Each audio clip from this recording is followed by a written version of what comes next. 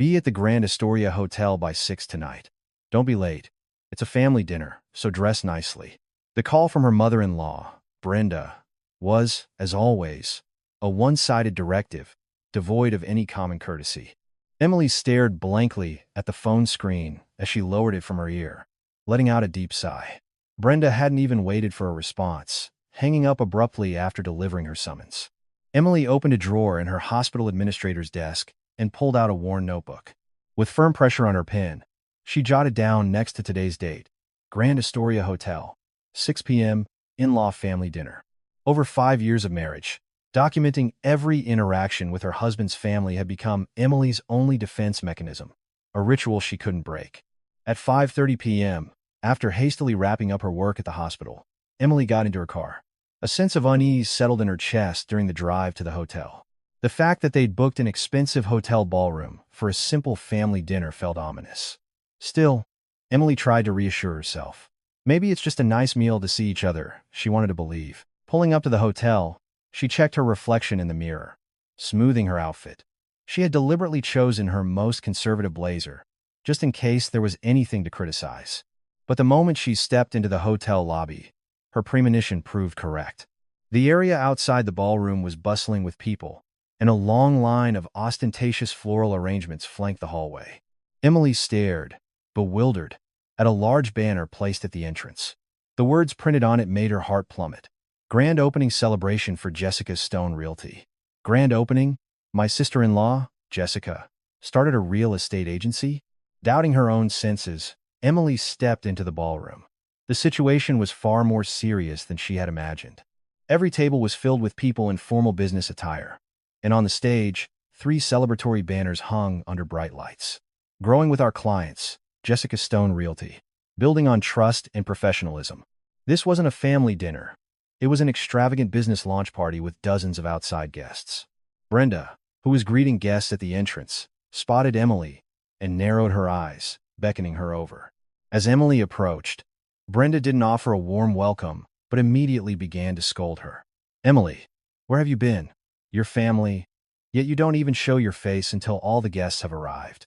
Go and make sure everything is in order." With a look of sheer disbelief, Emily asked her mother-in-law, "Brenda, what is all this? You said it was a family dinner. I never heard a word about Jessica opening a real estate agency." Brenda scoffed and replied with infuriating nonchalance. "It is a family gathering, isn't it? Our Jessica invested a fortune to open her own business, so it's only natural for the family to gather and celebrate. Why must you question everything? But still, with so many guests here, you should have told me beforehand. Who are all these people? Who do you think? They're valuable business contacts who will help secure Jessica's future. Some very influential people are here tonight, so you just keep your mouth shut and help out in the background. Don't you dare ruin the mood." Without waiting for a reply, Brenda turned away, a wide smile plastered on her face as she rushed to greet a new arrival. Emily was left standing stunned in the middle of the ballroom. Elegant business cards on each table proudly displayed the title, Jessica Stone, CEO, Jessica Stone Realty.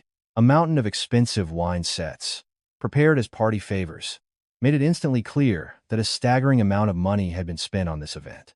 Her sister-in-law, Jessica, floated through the crowd in a glamorous dress, basking in her role as the star of the evening. As she clinked glasses and laughed with guests, there wasn't a trace of consideration, let alone apology, for Emily. Emily sank weakly into a chair at a secluded table.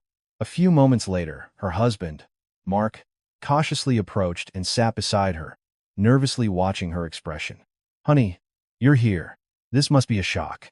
To be honest, I didn't know it was going to be this big of a deal either." Emily shot him a furious glare. "You didn't know? Your mother told me it was just a family dinner. How is it possible that I, your wife, am the only one who didn't know my own sister-in-law was opening a business? This is unbelievable, even for you guys. I'm sorry. My sister was preparing it all in secret, and Mom told us to keep quiet to make it a surprise. But it's a happy day, right? Let's just congratulate her." Mark cowardly ducked his head, trying only to evade the conflict. Emily fought to calm her boiling anger and surveyed the room again. At least 50 guests, a high-end hotel course meal, and an endless flow of expensive wine. The entire scene felt like a massive trap laid just for her. Just then, Jessica confidently walked onto the stage and took the microphone. Thank you all for coming tonight to celebrate the new beginning for me, Jessica Stone, despite your busy schedules. I promise, on my name, to treat my clients' assets as carefully as if they were my own families. Please, enjoy yourselves tonight. Thunderous applause and cheers erupted, and Jessica descended from the stage, soaking in the adulation. The sight sent a shiver down Emily's spine. The only family present were her mother-in-law, her husband, and the star of the show, Jessica. Yet they all acted as if everyone in the ballroom was their royal subject. Brenda approached Emily again and poked her in the ribs. Glancing around furtively, she whispered in an insidious, shameless tone, "Emily, you brought your credit card, right? When the event is over, you'll pay the bill with your card. Got it?" Emily couldn't believe her ears. "What? Me? Why would I be paying for this?" Brenda's eyes widened in feigned shock and anger. "Hey, why are you raising your voice? What if someone hears you? Jessica is just starting her business. She doesn't have the money. A family member has to step up at times like this. You've saved up a good amount from your hospital job, haven't you? This is what family is for. It's called support. You need to protect Jessica's image. So don't say another word and just be ready." Brenda patted Emily's shoulder with a heavy, final thud, then hurried back to schmooze with the guests. Emily felt her fingertips tremble. The laughter and cheerful music of the party faded into a distant hum, and only Brenda's audacious command echoed in her ears. With a shaking hand, Emily once again pulled the notebook from her purse. In the empty space next to today's date, she added in trembling script, "Hotel ballroom rental and dinner for 50, plus course meal, wine, party favors included. Mother-in-law has demanded I pay for it." Clutching the notebook, Emily made a firm decision. This time, she would not be her in-laws' doormat. Their flagrant disrespect had gone far, far beyond the line, and Emily was engraving that fact into her cold, hardening heart. The energy in the ballroom intensified as the night wore on. Jessica, thoroughly consumed by her starring role, had a feverish glint in her eyes. She arrogantly flagged down a member of the hotel staff. "Excuse me, bring another bottle of champagne over here. Not the cheap stuff. Get the best you have. We'll be pouring it for every table." The employee hesitated for a moment before politely asking, "Of course, ma'am. Shall I prepare our most premium selection, the Dom Perignon?" "Oh, absolutely. That's perfect. On a day like today, we need to serve something like that to properly treat our guests, don't you think?" Hearing this from the next table, Emily felt her stomach drop. She knew perfectly well that a single bottle of that champagne cost well over $500. But Jessica was spending money like it was water, because it wasn't hers. Emily leaned over and whispered to her husband, "Mark," in a trembling voice, "did you hear that?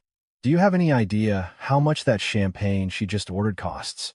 It's over $500 a bottle." Mark, looking uncomfortable, just took another swig of his beer. "Wow, I guess my sister's just really excited about her grand opening. She's not usually like this. Can't you just let it slide for today?" Excited? This isn't excitement. It's irresponsibility. How does she possibly plan to pay for all of this? Emily's anxiety was quickly becoming a reality. About an hour later, Jessica once again called over the staff to make another extravagant demand. "Sorry to bother you, but our guests are saying the appetizers are a bit lacking. Could you add a special fruit platter to every single table and make them look beautiful?" "Yes, ma'am. We'll prepare the special fruit platters immediately." As soon as the staff member turned away, Jessica resumed her butterfly-like flitting between guests, her smile radiant. "Everyone, I've truly pulled out all the stops today, so please eat and drink to your heart's content. It's all on me, Jessica Stone, so don't hold back." The guests applauded, lavishing her with praise. Jessica, drunk on the adulation, puffed out her chest with a satisfied grin. Watching from the side, her mother-in-law, Brenda, began bragging to her own acquaintances as if it were her own achievement. "My daughter worked herself to the bone for months preparing for this. She barely slept. Our whole family came together, put our heads together to help her create such a proper event. Isn't it wonderful?" "Oh, Brenda, your family prepared all of this? That's incredible. Your daughter must be exceptionally talented." "Of course. Even Emily's parents know all about it. My daughter-in-law and son would do anything for Jessica. If family doesn't pull together, who will?" Emily was so stunned by the shameless lie that she was speechless. The family prepared it together? She hadn't even known about the business launch until she arrived, duped by the lie of a family dinner. As the event began to wind down, the ballroom event manager approached their table quietly. In his hand was a heavy, black leather bill folder. A chilling premonition washed over Emily. This was it. "Excuse me. I have the final invoice for tonight's event. If you could please review it." The manager had barely placed the folder on the table when Brenda snatched it, as if she'd been waiting, and slid it directly in front of Emily. "Emily, you take a look at this. You're so meticulous. You'll catch any mistakes." "What? Brenda, why am I reviewing this? It's Jessica's event. She should be the one to check it. Honestly, you have no sense at all, do you? You have your credit card. Just check it and pay it quickly. Are you going to make a scene about money in front of all our guests?" With hands that shook uncontrollably, Emily opened the folder and pulled out the itemized bill. The moment she saw the final total at the bottom, her vision went black. $20,000? Brenda, my eyes must be playing tricks on me. This says $20,000. At Emily's shriek, her husband Mark also jumped in shock and grabbed the bill. "What? $20,000? Jessica, what is this? How could a dinner cost $20,000? The manager explained calmly.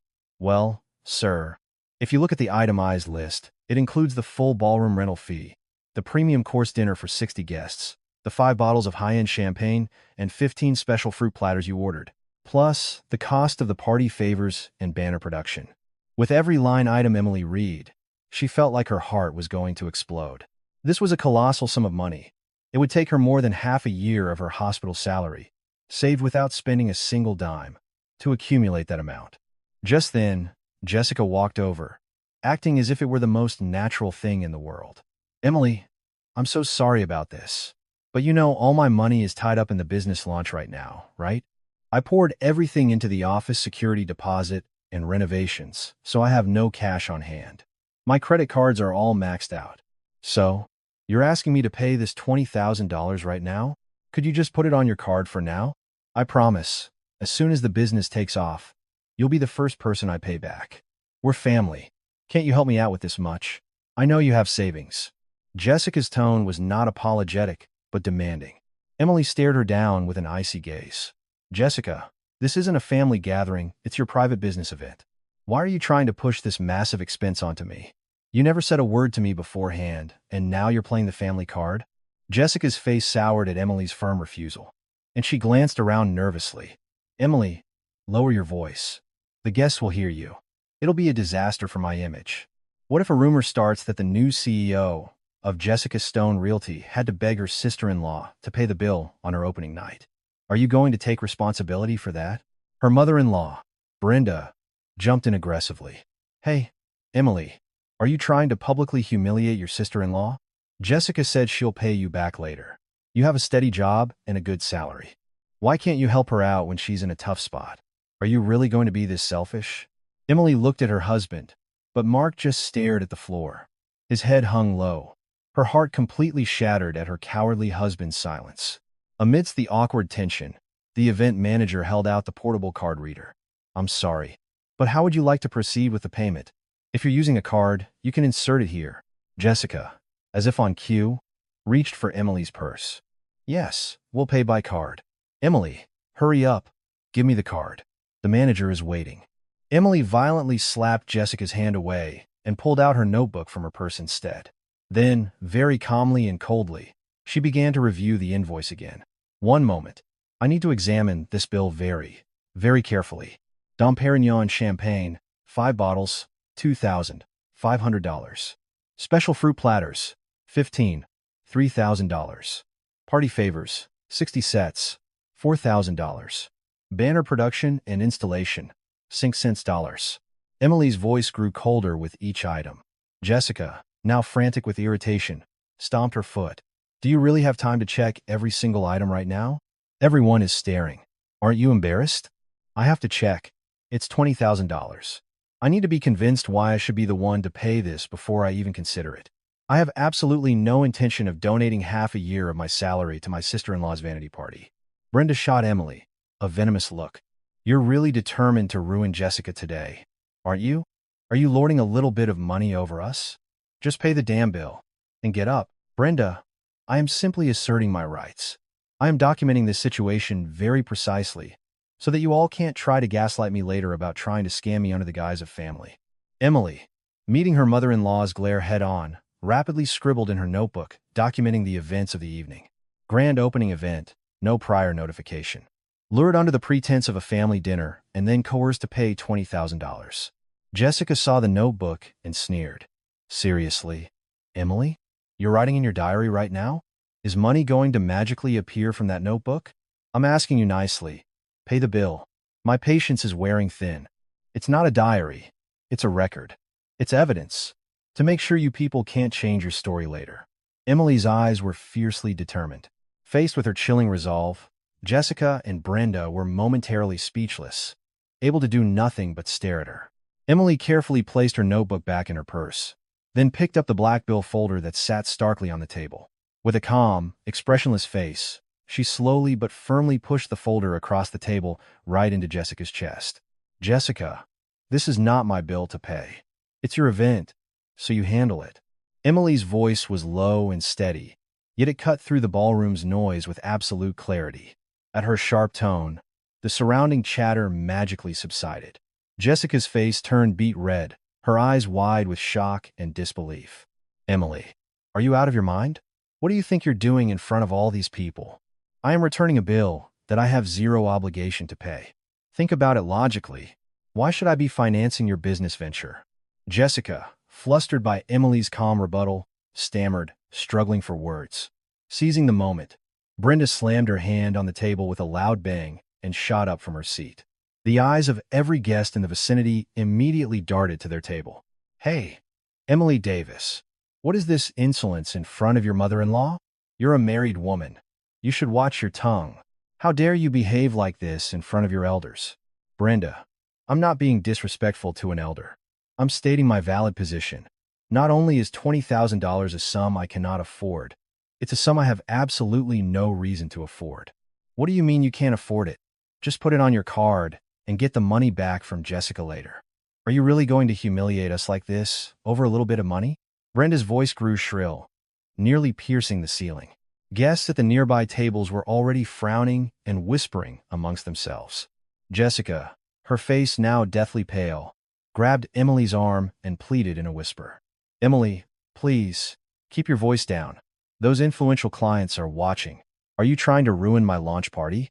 Just pay first, and we can talk later. I'm begging you. I'm not ruining it. I'm correcting it. This event never had my consent in the first place. When did I ever promise to sponsor your real estate launch party for $20,000? Emily coldly shook off Jessica's hand and looked her straight in the eye. And you, Brenda, you tell me, when you told me to come to the hotel by 6 p.m., you said it was a family dinner. Did you ever once say, come, pay the bill for a grand opening? You tricked me into coming here. Jessica's lips trembled as she tried to make an excuse. That's because I was so busy. I just forgot to mention it. I wasn't trying to trick you. Your family. I naturally assumed you'd help out. You forgot about a massive event you've been planning for months, but only when it came to me. Your own brother knew. Your mother knew. And you all conspired to make a fool out of me. Struck by Emily's sharp words, Jessica was left speechless. Mark, who had been fidgeting nervously, put an arm around Emily's shoulder and offered a pathetic smile. Honey, calm down. People are watching. Let's think about our image. Please. I'll figure something out later. Just let this go for now. Our image.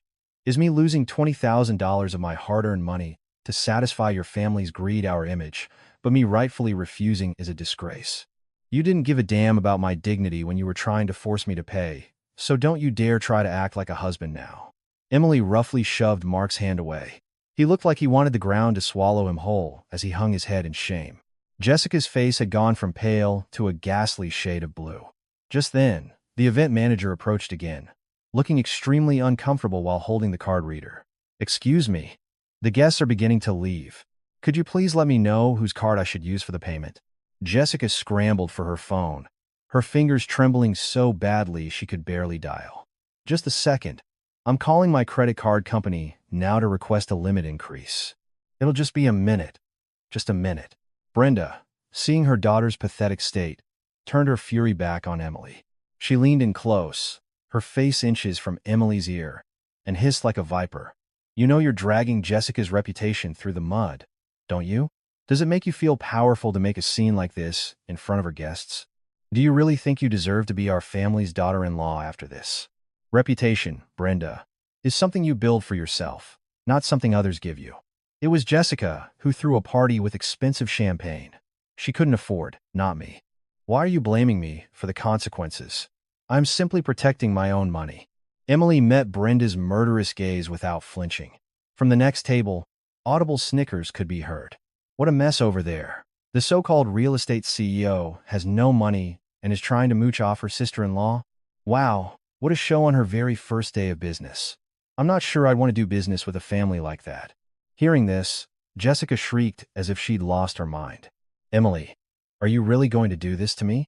You've completely ruined the most important day of my life. I told you I'd pay you back. Why are you being so cruel? If the day was so important, you should have acted within your financial means. Making a grand gesture with someone else's money is no different from fraud. It's painfully clear to me now that I wasn't invited here as family, but as a walking ATM. With a resolute look, Emily took out her own phone. She began to meticulously photograph the entire ballroom, the flashy banner at the entrance, the Dom Perignon bottles on the tables, and the numerous signs bearing the name Jessica Stone, CEO. Brenda, horrified, tried to snatch the phone from her. Are you crazy? Why are you taking pictures?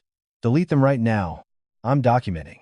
I'm collecting proof that this event was not an innocent family gathering, but a thoroughly commercial promotional event. This evidence will be very useful later, when you try to harass me and change the story. Emily replied calmly, making sure to capture Jessica's distorted, crying face in the final shot. Jessica screamed and covered her face, and the ballroom descended into chaos. The manager, at a complete loss, wrung his hands. Ladies, please, calm down. If the payment issue isn't resolved, we will have a serious problem. Jessica, who had apparently been denied a credit limit increase, dropped her phone and sank to the floor. Emily looked down at her with cold eyes and stood up. I'll be taking my leave now.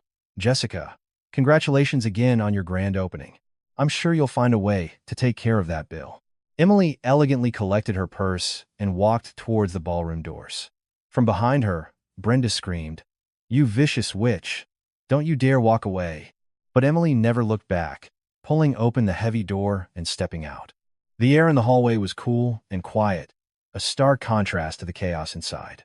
Emily leaned against the wall, taking deep breaths to steady herself. Her fingertips were still trembling slightly, but a faint smile played on her lips. This is just the beginning, she whispered to herself. The meek Emily you all took for granted died tonight.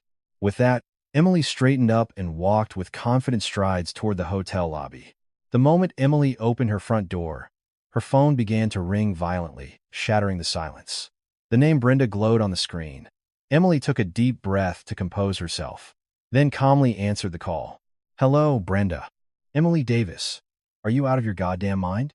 Do you have any idea how utterly humiliated our Jessica was in front of her distinguished guests because of you? The whole atmosphere turned into a funeral because of you. Brenda's voice was shaking with rage. Emily could feel the venomous anger seething through the receiver. Brenda, I simply stated my position, which is that it was not my bill to pay. The person who's not in their right mind isn't me, but your daughter, who tried to saddle someone else with a massive bill without any discussion. What? $20,000. What's the big deal? You expect my sister-in-law, who just launched her business today, to pay that all by herself. As a daughter-in-law, instead of stepping up to help family in need, you have the audacity to argue back like that. Brenda shrieked, unable to control her fury. Emily held the phone slightly away from her ear and replied coolly, I'm not arguing. I'm stating facts. It's common sense for a business owner to be responsible for their own launch party expenses within their own budget. I never once consented to any part of this event. Consent? What nonsense is this about consent between family? Didn't your parents teach you to just say yes and obey your elders? Your mother and father must have raised a very selfish daughter. The moment Brenda crossed the line and insulted her parents, Emily's demeanor turned ice cold. Brenda, are you insulting my parents now?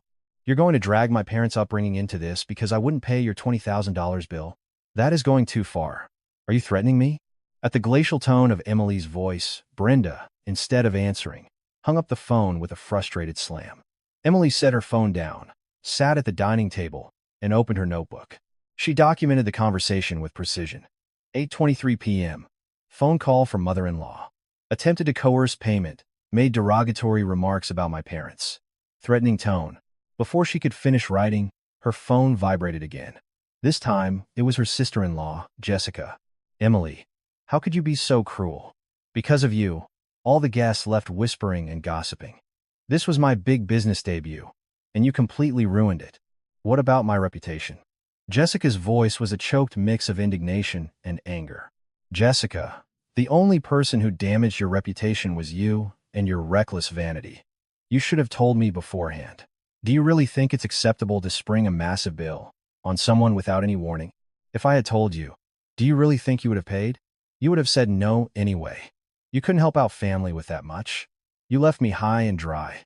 You are a cold, heartless person. Jessica screamed accusations at her, but Emily, unfazed, simply ended the call. She immediately went into her phone's settings and activated the automatic call recording feature. From this point on, their verbal abuse would become her perfect weapon. That night, the barrage of calls and text didn't stop until after 1 a.m. 17 missed calls from Brenda, 22 from Jessica, and another 14 from various distant relatives from her husband's side who she barely knew. The text messages were even more vicious. You toxic witch. You sabotaged Jessica's future. You'll get what's coming to you. You think you'll get away with dragging our family's name through the mud? If you don't wire the money immediately, I'll show up at your parents' house and tear the place apart. Emily meticulously screenshotted every single message and saved it to a folder labeled evidence. She organized them by date and time, not missing a single word. Her husband, Mark, who had been watching this unfold from the other side of the bed, finally spoke up with a sigh. Honey, can't you just help out this one time? My sister is a mess. She says she wants to die. Mom is lying in bed, clutching her chest. Do we really have to take it this far with family? Without looking up from her laptop, Emily asked coldly, Mark, you keep saying just this one time. Let me ask you, that $20,000 when and how, specifically, does your sister plan to pay it back? Is she going to sign a promissory note? Mark couldn't answer, just mumbled incoherently. See? You're asking me to just throw away money that she has no intention of repaying. Are you my husband, or are you your sister's personal ATM? The next morning, the hellish phone calls continued on her way to the hospital. Calls came in from unknown numbers, but Emily didn't answer a single one. Instead, she screenshotted the entire call log. Around lunchtime, she got a text from her husband. Honey, Mom collapsed from high blood pressure. She's blaming you. Please, just call and say you're sorry. Emily scoffed and typed back a reply. If her blood pressure is that high, she should be in the emergency room, not calling her daughter-in-law. If she has the energy to make calls, she's fine. I'm busy with my work. When she checked her phone after work, there were 81 missed calls. Brenda, 23, Jessica, 19, and the rest from other relatives and even Jessica's friends. Emily recorded the tally in her notebook. Total 81 contacts. Confirmed ongoing verbal abuse and threats. Evidence collection complete. That evening, Mark came home and tried to persuade her again. But Emily coolly opened her laptop and showed him a folder titled November 2025.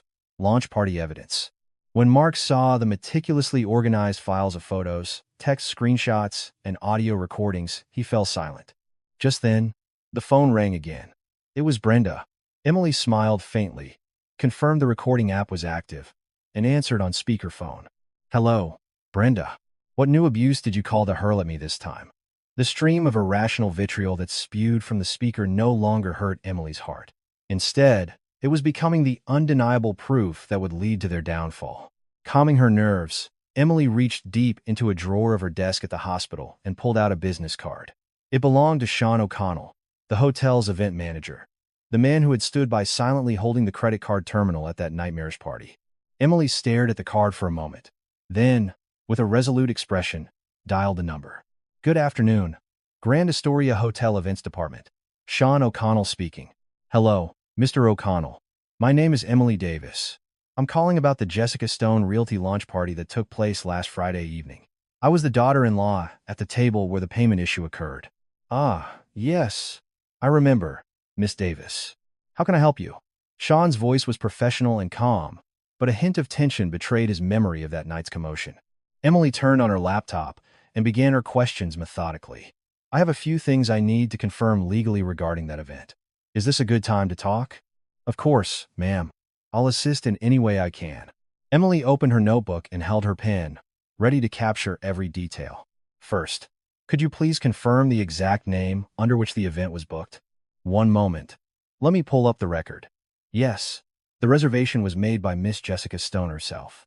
She signed a formal contract under the business name Jessica Stone Realty. And who paid the initial deposit? I can confirm that as well. A deposit of $5,000 was paid 1 month prior to the event from an account under the name of Jessica Stone. As Sean gave his clear answers, Emily rapidly jotted them down. Booked by Jessica Stone. Deposit paid by Jessica Stone. The family dinner facade her in-laws had constructed was already starting to crumble. What about the additional costs incurred on the day of the event? The expensive champagne and the special fruit platters. Who requested those? Those were all direct instructions given to our staff on site by Miss Stone. We were simply providing services as requested by the event host and primary signatory. I see. And in any of the hotel's contracts or booking documents, does my name, Emily Davis, appear anywhere as a financial guarantor or a related party? At Emily's sharp question, Sean paused, seemingly reviewing the files. After a few mouse clicks, his confident voice returned. I have confirmed, Miss Davis, that your name is not listed anywhere in our documentation. The booking client and the person ultimately responsible for payment are both recorded as Miss Jessica Stone. The responsible party for payment is also listed as Jessica Stone? That is correct. While an outstanding balance of $20,000 currently exists because the payment failed, the only party we can legally pursue for collection is the contracting party, Miss Jessica Stone. Emily stopped writing and bit her lip. An outstanding balance of $20,000. Jessica, with no ability to pay, had tried to use Emily's card to save face. You said there's an outstanding balance. Does that mean the bill still hasn't been paid? That is correct. After the on-site payment failed due to an exceeded credit limit, Miss Stone promised to make a wire transfer by the following morning. But we have yet to receive a single cent. It's becoming a significant issue for our finance department. Sean's voice now held a mix of professional frustration and annoyance. Emily had to stifle a bitter laugh. While Jessica was avoiding the hotel's calls, she was busy unleashing a torrent of abuse on Emily. Are you still trying to contact her? We have been making multiple phone calls and sending text messages daily, but Miss Stone keeps stalling. Her excuse is that she just started the business, and her cash flow is tight. Emily took a deep breath and asked the final question that would seal her case. Mr. O'Connell, in the hotel's professional judgment, what was the nature of this event? Was it a private family, social gathering, or was it a business promotion event? It is unequivocally a commercial event for the purpose of celebrating the grand opening of Jessica Stone Realty. The contract was under a business name, and all circumstantial evidence, the business cards distributed, the party favors, the banners points to a commercial promotion. As such, the tax invoice has already been issued to her business entity. So, you're saying it was clearly a commercial event, not a family get-together? Yes. Legally and administratively, it is classified as 100% a commercial event. Sean's answer was firm. Emily smiled with satisfaction as she typed this summary onto her laptop. Mr. O'Connell, would it be possible to get written proof of what you just told me? Something like the reservation details or the list of additional orders. I'm sorry, Miss Davis, but the full contract can only be released with the consent of the signatory due to privacy laws. I understand. However, I'm an involved party who was subjected to coercive payment demands at the event. I'm preparing for potential legal action. Would it be possible to get an official document outlining the basic reservation details and the nature of the event? At Emily's calm and logical request, Sean seemed to consider it. After a moment on hold, he returned. Miss Davis, I've consulted with my superior. While we cannot provide the full contract, we can email you an invoice summary that contains the reservation information and billing details. Given the circumstances you described, it should have sufficient value as evidence. Thank you so much. I'll give you my email address right now. Emily slowly and clearly spelled out her email address. Before hanging up, she confirmed one last time. So, from the hotel's perspective, the full responsibility for the $20,000 payment lies solely with Jessica Stone, correct? Yes, Miss Davis. We will be holding the contracting party, Miss Jessica Stone, liable for all civil and criminal responsibilities. There is absolutely no legal basis for us to pursue a third party like yourself. After ending the call, Emily leaned back deep into her chair. The afternoon sun, streaming through the window, felt exceptionally bright. Her hands still trembled slightly, but a wave of cool relief washed over her, as if she'd just drunk ice water. "All right, all the evidence is gathered," she murmured. "Now you'll see how the sword you wielded comes back to strike your own necks." Emily waited for the email notification, her counterattack now fully armed and ready to launch. Saturday morning at 9 a.m., the doorbell began to ring incessantly, as if having a seizure. Emily was sitting on the living room sofa, calmly organizing the documents she had received from the hotel on her laptop. She looked up at the sharp chime, but didn't move. She knew exactly who it was and why they were here. "Emily Davis, I know you're in there. It's me. Open this door right now." Brenda's venomous voice pierced through the door. Emily kept her eyes on her laptop screen and continued to type. When she got no response, Brenda began pounding on the door with her fists, the noise echoing through the entire hallway. "Emily, are you playing dead in there? Your mother-in-law is here, and you won't even open the door? Open up." Emily sighed and slowly walked to the door, though she had no intention of unlocking it. Instead, she turned on the video intercom. On the screen, Brenda's face was contorted with rage, and behind her stood a haggard-looking Jessica. Emily pressed the talk button, her voice cool. "Brenda, what's going on so early in the morning? You're disturbing the whole neighborhood. What's going on? Thanks to you, my Jessica is on the verge of ruin, and you think I can sleep? Get out here right now so we can settle this face-to-face." Brenda yelled, gesticulating wildly. Emily replied in an unshakable tone.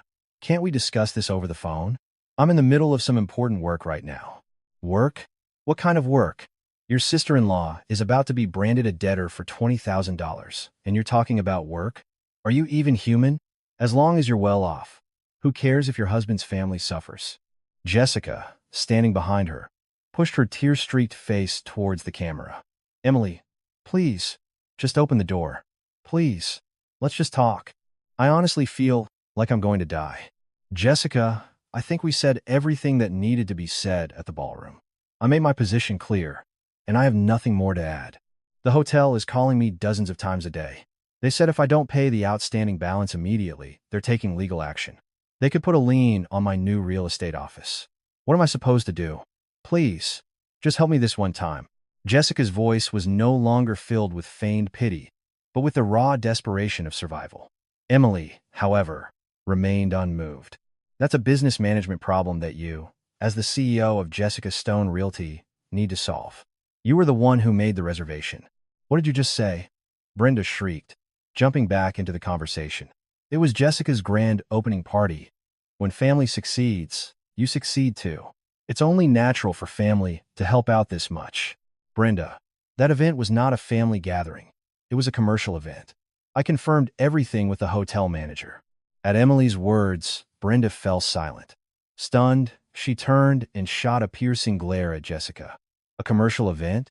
What are you talking about? You told me it was just a family dinner." Jessica, flustered, avoided her mother's gaze and stammered. "Mom, it's just... the situation evolved. That wasn't the plan from the start. Don't lie to me.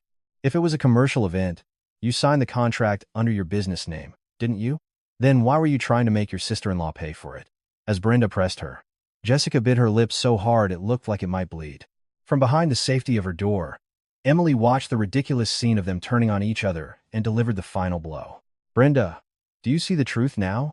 I was deceived from start to finish, and your daughter tried to scam me into paying her business promotion fees." Brenda's face turned from red to a dark purple, and she started kicking the door again. "Even so, there's family dignity to consider. Do you know how humiliated my Jessica was in front of her guests? You've disgraced our entire family, and you think you'll get away with it? Dignity is something you maintain for yourself." "Brenda, it was Jessica who was showing off and ordering Dom Perignon she couldn't afford. Why are you trying to pin her humiliation on me?" Jessica started screaming and banging on the door again. "Emily, please?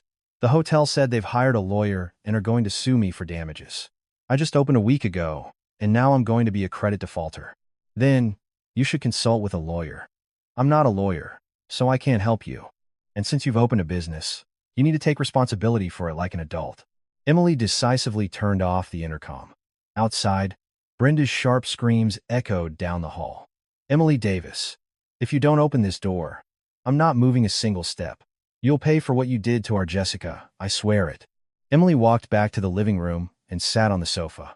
On her laptop, all the evidence she had gathered was perfectly organized by date and time. The 15th of November 2023, audio recording of Brenda's abusive call. The 16th of November 2023, screenshots of 15 threatening texts. She then created a new entry for today's events. Nov 18, 9 a.m., attempted forced entry and public disturbance. Threats from Brenda and Jessica. Emily turned on her phone's voice recorder and placed it near the front door. Every word Brenda screamed from the hallway was being recorded, transformed into another weapon for Emily's legal arsenal. After about 30 minutes, it finally went quiet outside. Checking the intercom, Emily saw Brenda and Jessica trudging towards the elevator. Brenda was still pointing and cursing, while Jessica followed with a defeated expression, her head hung low. Emily stopped the recording and uploaded the file to her cloud storage. Late that afternoon, her husband Mark came home with a dark expression. He threw his bag down and sighed heavily. Honey, Mom and Jessica were here earlier, weren't they? Why didn't you open the door? Mom's blood pressure is through the roof. Because I had no reason to. Why should I welcome people who are threatening me with divorce and public shaming? Emily answered coldly, not taking her eyes off her laptop. But they're family.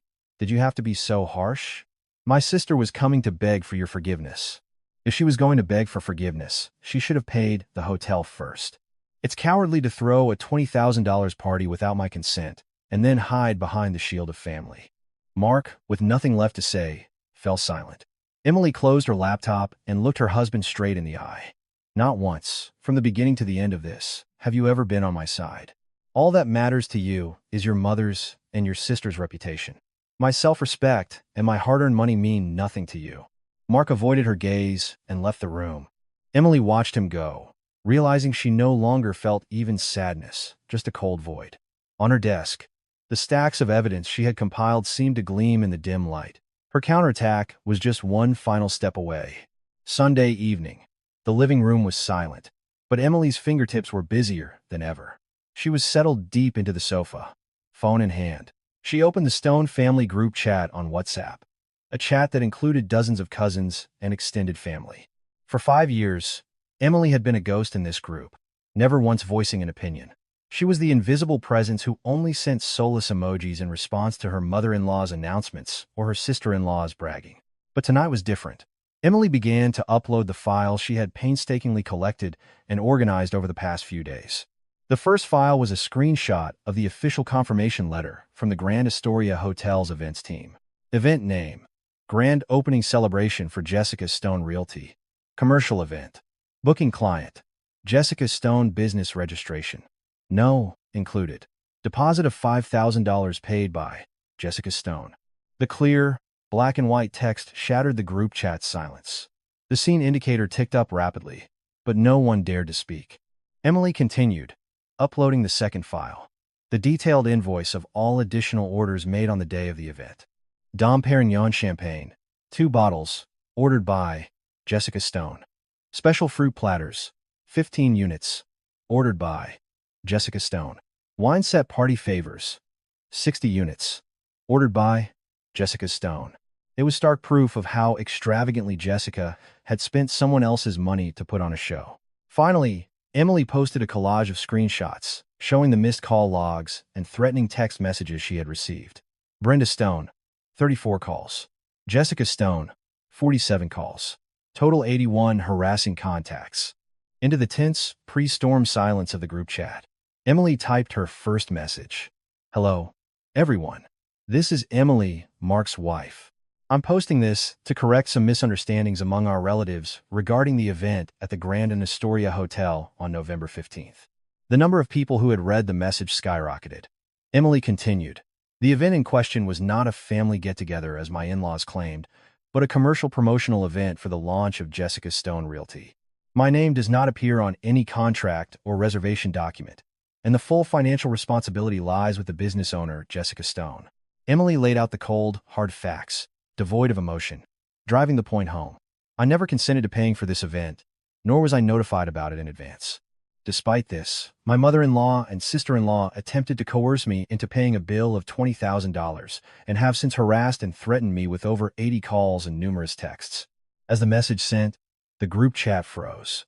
After what felt like an eternity, Jessica finally erupted. "Emily, are you insane? How could you post something like this in a chat with the whole family? Delete it right now. Have you no decency? Why is telling the truth indecent? I'm simply clarifying the facts for our relatives who have been misinformed." At Emily's immediate reply, Jessica panicked and typed furiously, "This is a private family matter, not something to be aired publicly. Are you trying to destroy my business image? Delete it now. If your image was so important, you should have paid with your own money. Is committing fraud against a family member the mark of a good business person?" Just then, Brenda jumped in, her tone so aggressive you could practically see her fingers trembling as she typed. "Emily Davis, are you trying to walk all over your mother-in-law? Delete all of that right now and apologize to Jessica. After disgracing the family like this, do you really think you can continue to be a part of it? Brenda, the disgrace wasn't caused by me, but by you and Jessica. If you believe something is wrong, feel free to take it up with me legally." At Emily's firm stance, relatives who had been watching from the sidelines began to speak up. "Wait, so this was really a commercial event? I just thought we were all getting together to congratulate Jessica," one uncle wrote. Another cousin added, "Yeah, I don't get it. If she signed a contract under her business name, why was her sister-in-law expected to pay? $20,000 is no small amount." Sensing the shift in tone, Brenda desperately tried to do damage control. "Everyone, please don't misunderstand. Jessica was just having a tough time with the startup costs, so we were all going to chip in and help." But the relatives' responses were cold. Chip in? How is forcing Emily to pay the entire bill chipping in? And ambushing her with the bill at the hotel without telling her beforehand is just wrong. Jessica, growing desperate, began to plead. "Uncle, let me explain. I was just so overwhelmed with the launch preparations that I forgot. I was only asking Emily to lend me her card for a bit. I was going to pay her back, I swear." To which Emily coldly replied, "For a bit? I was told that a week after the event, not a single dollar has been paid to the hotel. The hotel is now preparing legal action for the $20,000 outstanding balance." Jessica's messages stopped abruptly. The word outstanding balance sent a shockwave through the chat. Outstanding balance? She's in trouble on her first day of business? She couldn't afford it, but she was serving Dom Perignon? I'm speechless. Brenda, furious, typed in all caps, "Enough. Everyone shut up. This is our family's business. It's none of your concern." But the damage was done. The relatives, disgusted by Brenda's shameless attitude, delivered their final judgments. "Brenda, Emily has every right to be upset. You need to get a grip on reality. This is no way to treat your son's wife." Emily delivered the final decisive blow. "From this point forward, I will not accept any responsibility related to this matter. The hotel bill is the responsibility of the signatory, Jessica, to resolve. I will respond to any further threats with swift legal action." After sending the message, Emily muted the group chat without hesitation and turned her phone face down. The screen continued to flash with notifications, but her mind was, for the first time in a long time, calm and peaceful. Just then, her husband Mark burst into the bedroom, out of breath. "Honey, what did you do in the group chat? My aunts and uncles are all calling me. The family is in an uproar. They said," Mom collapsed, clutching her chest. "Are you really going to do this?" "I just told the truth. Did I lie about anything?" Emily shut her laptop with a sharp click and stared at her husband with cold eyes. "But did you have to do it like that, in front of all the elders? How are we ever going to face them again?" "Don't worry. I have no intention of facing them again. Why should I protect the reputation of people who see me as nothing more than a credit card? It's telling that you still think my expose is worse than your sister's blatant fraud." Mark opened and closed his mouth, but no words came out. He turned away. Emily stood up and looked out the window at the dark night sky. The truth was out for the world to see. Now, it was time for those shameless people to pay the price for their actions. A cold, elegant smile spread across Emily's face. A week passed like a whirlwind after that night. A profound, almost unnerving silence fell from her in-laws. Not a single call or text came through. Emily resumed her normal life, focusing on her work at the hospital and rediscovering a sense of peace. On Thursday evening, Her husband, Mark, who had been staring blankly at the TV, cautiously spoke up. Honey, don't be too upset if Mom doesn't call you. She's still in shock after what happened in the group chat. She's barely eating. Without pausing her dishwashing, Emily replied calmly. Upset? On the contrary, I feel like I can finally breathe. And shouldn't the person in shock be me, the one who was nearly forced to pay $20,000 for something I had nothing to do with? That's not what I mean. It's just, we're still family. If you just reached out first, maybe asked how she's doing, it might help her feel better. Mark, still failing to grasp the reality of the situation, was once again asking Emily to sacrifice her dignity for the sake of a hollow peace. Emily dried her hands and looked at her husband intently. You really are consistent, aren't you? I didn't create a divide. I drew a boundary. Your family were the ones who tried to cross it. Mark fell silent and turned away, having no defense against her logic. Friday afternoon, while organizing patient charts at the hospital, Emily received a call from an unfamiliar number. Normally, she would ignore it, but a strong intuition told her to answer. Hello? May I speak with Miss Emily Davis? This is she. Miss Davis. This is the legal department at the Grand Astoria Hotel. A brief flicker of tension passed through her, but Emily quickly composed herself. Yes, how can I help you? We're calling to follow up regarding the outstanding payment for the Jessica Stone Realty event on November 15th. We understand there was a dispute regarding payment at the event. Can you confirm if you were a co-signer on the event contract, or if you made any verbal agreement to act as a guarantor for the payment? The lawyer's questions were sharp and precise. Without a hint of hesitation, Emily answered clearly.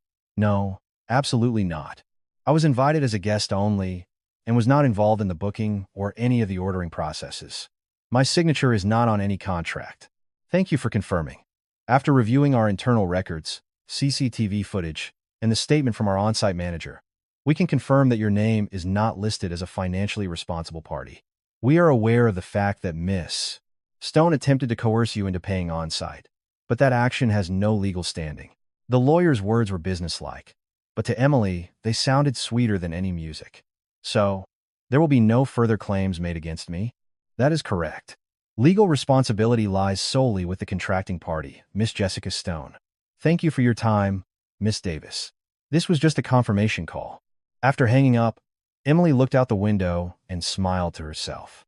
She finally felt the certainty that she was completely and legally free. Over the weekend, it was Mark's phone that began to buzz incessantly. A long series of frantic text messages came from his sister, Jessica. Mark, what am I going to do? The hotel sent a formal demand letter from their lawyers. It says if I don't pay the $20,000 within a week, they'll start seizing my office assets. I just opened my business, and now I'm going to have my credit ruined. If only Emily had just paid that day, none of this would be happening. Mark, his face pale, showed the text to Emily, pleading, Honey, my sister is falling apart. A demand letter. This is serious, isn't it? Can't we help her out? Just a little? Without looking up from the book she was reading, Emily responded flatly. She's the one who signed the contract and ordered everything. If you throw a party you can't afford, you have to face the consequences like an adult. Don't ask me to help her ever again. But she's your sister-in-law. Does being a sister-in-law give her the right to spend $20,000 of my money without my permission? Jessica didn't love her family. She loved her family's wallet. Mark sighed deeply and retreated to the bedroom. Emily watched him go, feeling no anger anymore, only the detached acknowledgement of a relationship crumbling into dust. On Monday evening, the sound of Brenda having a meltdown on the phone with Mark was audible from the living room. Are you a man or a mouse? You can't even convince your own wife. Your sister is about to be homeless, and you two can sleep at night? You tell that vicious witch to give us the money now. Our family's reputation is in tatters. Mark's muffled, pleading voice could be heard in response. Mom, please stop. Emily has nothing to do with this. Jessica needs to solve this with the hotel. Why do you keep blaming an innocent person? The call ended abruptly. Mark walked into the kitchen, his voice weary. Mom is just venting. She's blaming you for Jessica's image being destroyed among our relatives. They're the ones who destroyed their own reputations. Why is that my fault? That's the price you pay for a $20,000 lie. Emily replied nonchalantly as she wiped down a plate. She no longer had the emotional capacity to be affected by their rage. On Wednesday afternoon, Emily made a final decision. She went into her phone's settings and permanently blocked the numbers of Brenda and Jessica. Then, she quietly left the family group chat she had never officially exited. There was no longer any reason to listen to their pathetic excuses or vicious attacks. At the hospital, a colleague commented, "Emily, you look so happy these days. Your whole face is brighter. Any good news?" "Oh, you know," Emily said with a genuine, radiant smile. "I just finally finished some long overdue house cleaning. Now that everything is sorted out, I feel much more at peace." Thursday afternoon, a final, desperate text from Jessica arrived on Mark's phone. The hotel actually filed a lawsuit. "If I don't pay the $20,000 within a week, they'll see me in court. I'm so scared." If Emily had shown just a little bit of mercy, our family wouldn't have been torn apart like this. "I will curse her for the rest of my life." Mark started to show the text to Emily, but she held up a hand to stop him. "Don't show me. That is simply the consequence of a choice she made. I have no time for curses from people who tried to hold my life hostage without my consent. Their words have no power over me." At Emily's ice-cold tone, Mark finally put his phone back in his pocket and said nothing more. Friday evening, Emily opened her laptop and did a final review of the evidence files she had compiled. 7 audio recordings, 153 text message screenshots, and the official confirmation from the hotel's legal team. All the data was perfectly backed up in organized folders. If they ever dared to cross the line again, this evidence was ready for court. Emily closed the files and looked out the window. The city lights sparkled, and for the first time in a long time, her home felt truly peaceful. "It's really over," she whispered to herself. "I never knew how liberating it would be to cut you people out of my life." Emily took a sip of her warm tea. No further contact came from her in-laws. Word got around that Brenda tried to complain to relatives about her reputation, but was met with cold shoulders. Jessica eventually had to take out a second mortgage on her home to pay the hotel bill in installments, all the while blaming her sister-in-law for not helping, though she never found the courage to contact Emily directly again.